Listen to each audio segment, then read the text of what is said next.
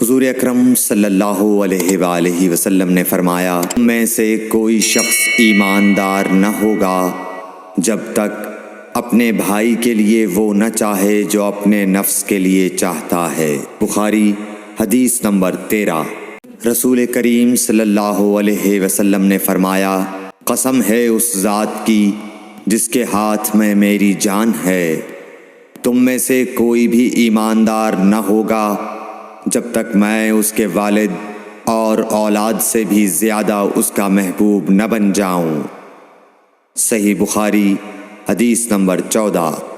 حضرت صلی اللہ علیہ وسلم نے فرمایا، تم میں سے کوئی شخص ایماندار نہ ہوگا جب تک اس کے والد اور اس کی اولاد اور تمام لوگوں سے زیادہ اس کے دل میں میری محبت نہ ہو جائے۔ بخاری حدیث نمبر 15۔